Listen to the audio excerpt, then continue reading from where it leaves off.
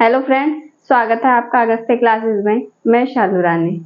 हम गति पढ़ रहे थे, उसमें गति के प्रकार देखे थे हमने पिछली क्लास में, कितने टाइप की होती है अलग अलग। आज हम गति की समीकरण देखेंगे। सरल रेखीय गति की समीकरण मतलब अगर गति सरल रेखा में हो रही है तो उसकी कुछ समीकरण है, उनको देखते हैं। तो इसमें कुछ कंडीशन होती है, ये कहाँ अप्लाई होगी? जहाँ पे समान त्वरण होगा वहीं पे अप्लाई होती है ये समीकरण। 3 समीकरण होती है गति की, और जहां समान त्वरण होगा वहीं पे अप्लाई होगी। तो गति की समीकरण देखते हैं। 3 समीकरण होगी। v बराबर u plus AT, second s बराबर ut plus half AT square, और थर्ड v स्क्वायर बराबर u स्क्वायर प्लस 2as। तो ये गति की 3 समीकरण होती है। फर्स्ट है v बराबर u plus AT, second s बराबर ut plus half AT square, third है v स्क्वायर बराबर u स्क्वायर प्लस 2as। इसमें क्या कंडीशन होनी चाहिए?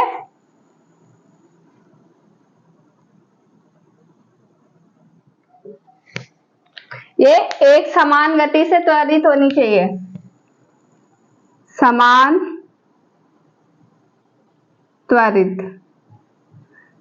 त्वरित होगी तो इसका मतलब क्या होगा? इसको a से रिप्रेजेंट करते हैं त्वरण को, तो a नियत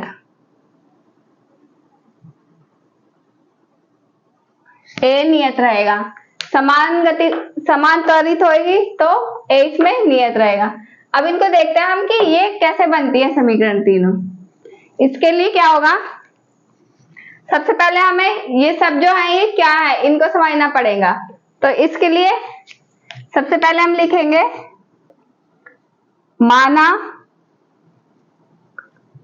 एक वस्तु जिसका प्रारंभिक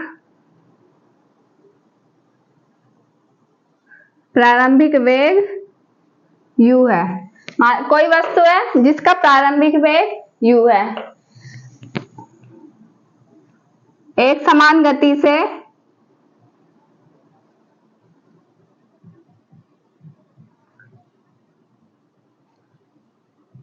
त्वरित हो रही है। कोई वस्तु है, इसका प्रारंभिक वेग u है और वो एक समान गति से त्वरित हो रही है। तो t समय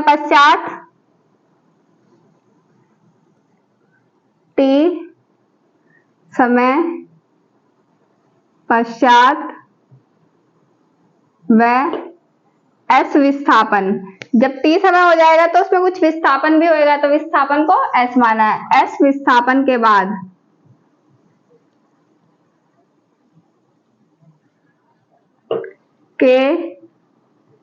बाद उसका वेग v हो जाता है।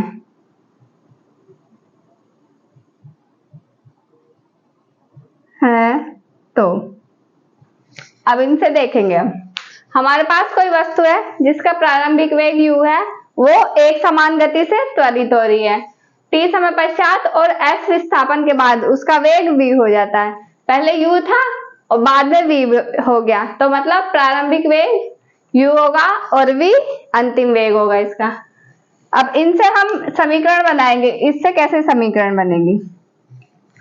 पहले हम फर्स्ट समीकरण को देखते हैं। हमें फर्स्ट बनानी है v बराबर u प्लस AT, ये बनानी है। तो इससे पहले हम पिक्चर बनाएंगे। ये जो हमने लिखा है इससे हम पिक्चर बनाते हैं, ग्राफ बनाएंगे इसका।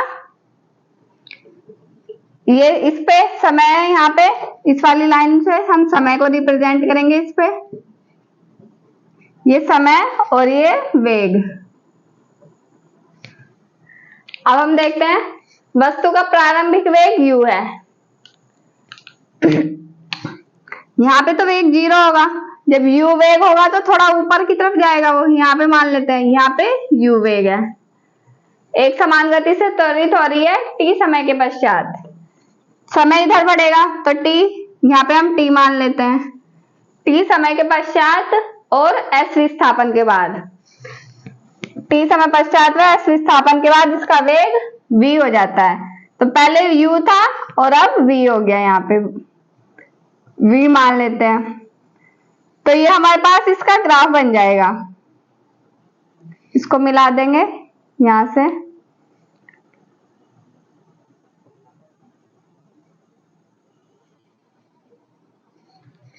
ये ग्राफ बना हमारे पास इसका।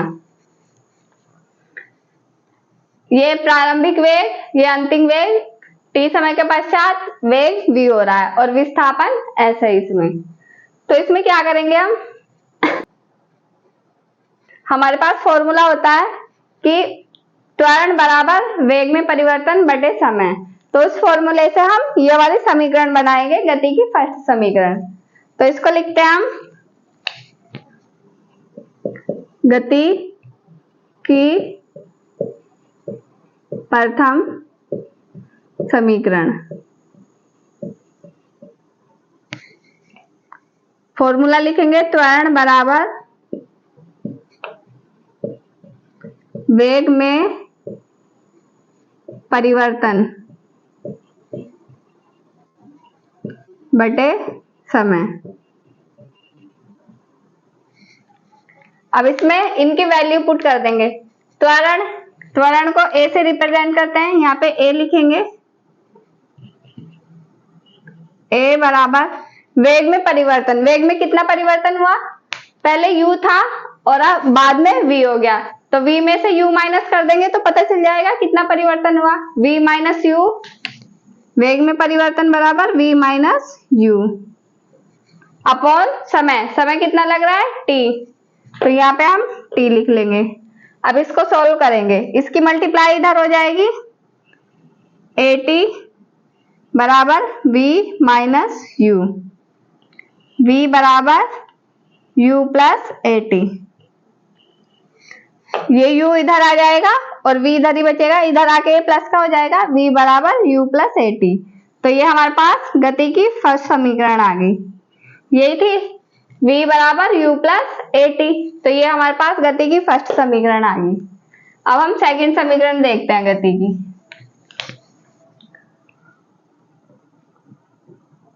गति की द्वितीय समीकरण।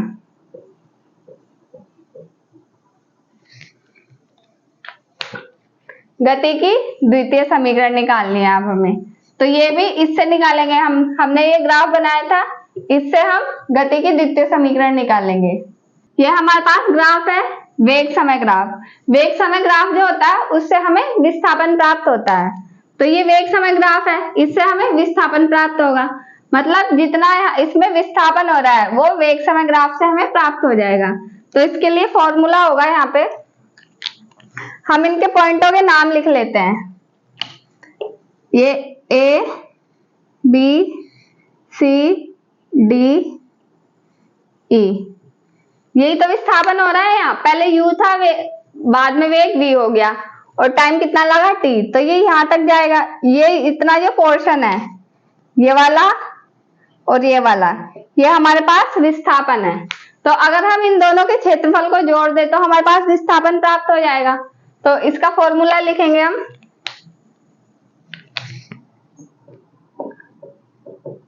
विस्थापन बराबर A, B, C, E, A, B, C, E का क्षेत्रफल। अगर इस पूरे का क्षेत्रफल हमारे पास प्राप्त हो जाए तो हमारे पास विस्थापन आ जाएगा। तो इसको कैसे लिखेंगे, विस्थापन को h से रिप्रेजेंट करते हैं। अब इनका क्षेत्रफल, यहाँ पे आधे पार्ट में ये त्रिभुज बन रहा है और इधर ये नीचे आयत बन रहा है, तो इनका हम अलग अलग क्षेत्रफल लिखेंगे, पहले त्रिभुज का या फिर पहले आयत का, कोई सा भी लिख सकते हैं। तो पहले आयत का लिख लेते हैं, ए बी डी ई। आयत ए बी डी ई का क्षेत्रफल प्लस त्रिभुज BCD का क्षेत्रफल, त्रिभुज BCD का क्षेत्रफल। इन दोनों के क्षेत्रफल को हम ऐड कर देंगे।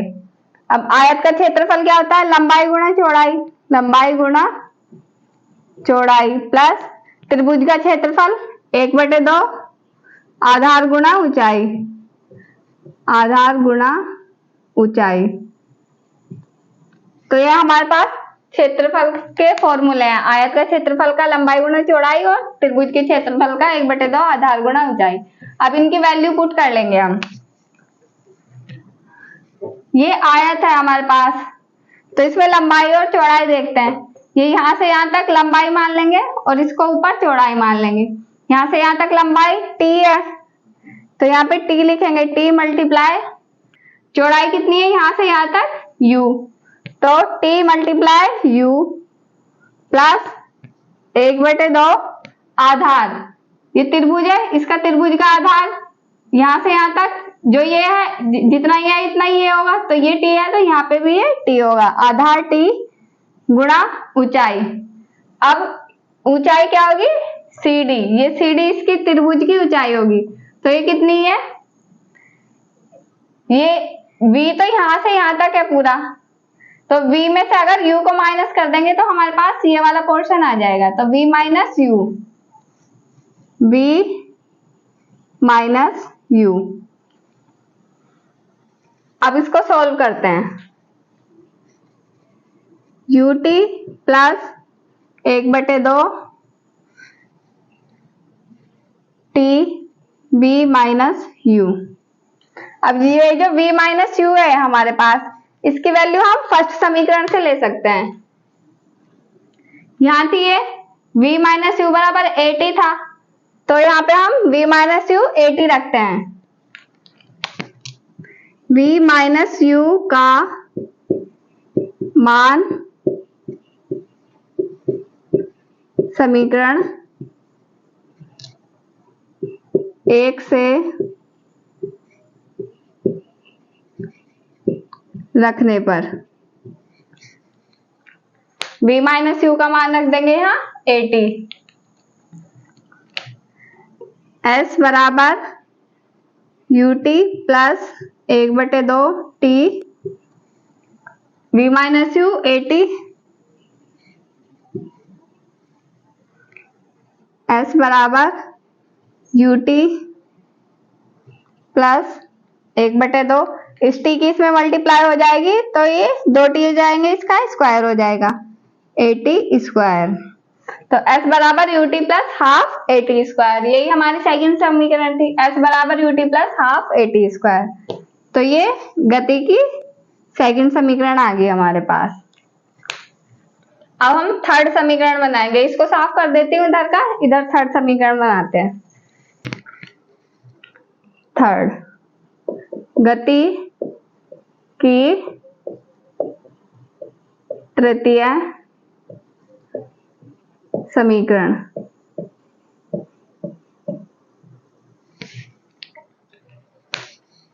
अभी हमने जो सेकंड समीकरण बनाई, इसमें हमने जो विस्थापन लिया एस ए बी सी ई का क्षेत्रफल, पूरा जो क्षेत्रफल था इसका ए बी सी ई, ये क्षेत्रफल जो है ये विस्थापन है।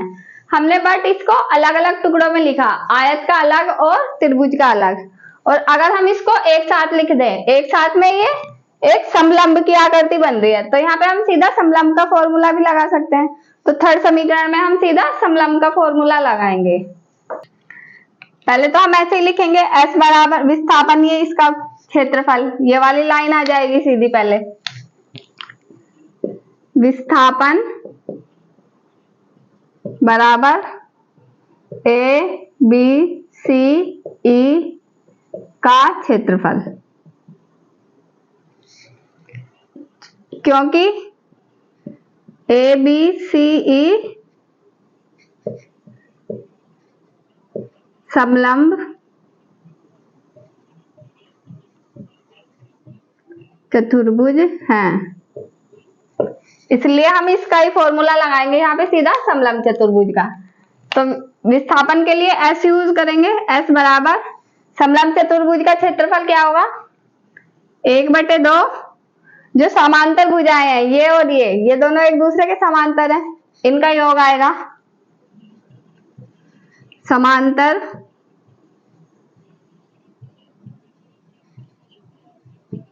भुजाओं का योग मल्टीप्लाई समांतर भुजाओं के बीच की दूरी। ये समलंब चतुर्भुज का फॉर्मूला है, 1/2 समांतर भुजाओं का योग मल्टीप्लाई समांतर भुजाओं के बीच की दूरी। तो अब हम इनकी वैल्यू पुट करते हैं। S बराबर 1/2 समांतर भुजाओं का योग, समांतर भुजाओं का योग देखते हैं। यहां से यहां तक ये U है और ये वाली पूरी V है, तो ये U आएगी और ये V, इन दोनों का ऐड कर देंगे। दो भुजाएं हैं, एक U प्लस V, ये दोनों ऐड हो जाएंगी और यहां तक हो गया समांतर भुजाओं का योग। फिर मल्टीप्लाई इसकी हो रही है समांतर भुजाओं के बीच की दूरी। इनके बीच की दूरी कितनी है, ये दोनों समांतर भुजाएं, इनके बीच की दूरी है T, तो इसकी इसमें मल्टीप्लाई हो जाएगी T। अब हमारे पास जो समीकरण 1 थी, इसमें से हमें यहाँ पे T की वैल्यू रखनी है, तो इसमें से T की वैल्यू निकालेंगे पहले। V बराबर U प्लस AT, T की वैल्यू निकालनी है, पहले U को इधर लाएंगे, V माइनस U बराबर AT। अब इस A को इधर लाएंगे, V minus U upon A equal to T। ये T की वैल्यू आ गई हमारे पास समीकरण 1 से, तो यहां लिखेंगे समीकरण 1 से T का मान रखने पर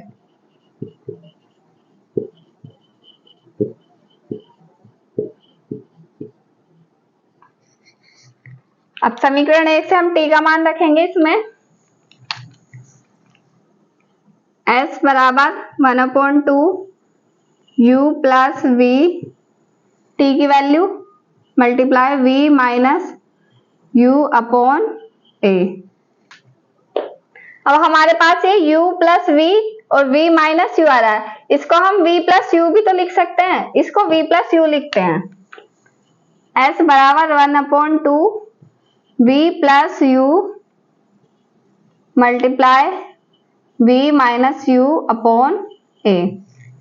अब ये देख सकते हो यहाँ पे किसी का ये फॉर्मूला बन रहा है, V plus U V minus U। अगर हम देखें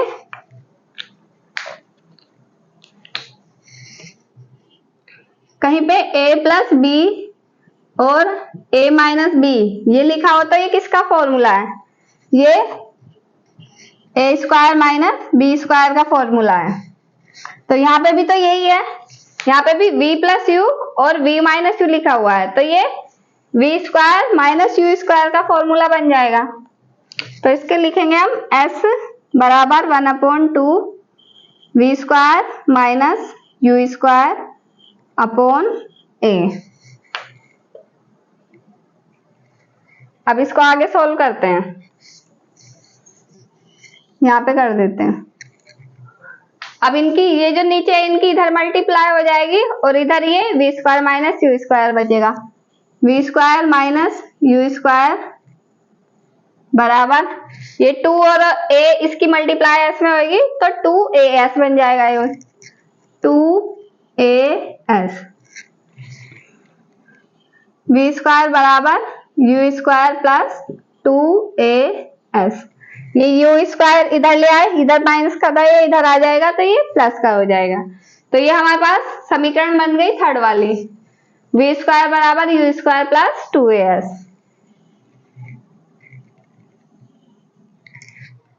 तो ये इस तरह से गति की समीकरण बनती है कि हमारे पास प्रारंभिक वेग दिया हुआ है और समान गति से त्वरित है कोई वस्तु, t समय पश्चात s विस्थापन के बाद उसका वेग v हो रहा है, तो उससे हमने फर्स्ट समीकरण भी निकाली, सेकंड भी और थर्ड भी। बस इसमें यही कंडीशन है कि वो समान त्वरित होनी चाहिए, उन पे ही लगेंगी ये समीकरण, बाकी पे नहीं लगेंगी, नहीं तो फिर क्वेश्चन गलत हो जाएगा। इनके ऊपर क्वेश्चन होते हैं, वो क्वेश्चन आएंगे आगे। तो ये गति की तीनों समीकरण होगी, फर्स्ट वाली आपने वो पहले देखी, ये सेकंड और ये थर्ड। तो आज की क्लास में इतना ही है, इसको अच्छे से देखना तो समझ में आ जाएगी, एक दो बार रिवीजन कर लेना इसका, क्योंकि इसको डायग्राम को समझ लेंगे तो ये आसान है बनानी समीकरण, डायग्राम समझ में आना चाहिए बस। तो आज की क्लास में इतना ही है, क्लास अच्छी लगी हो तो शेयर करें, लाइक करें, कमेंट करें और चैनल को सब्सक्राइब करें। Thank you.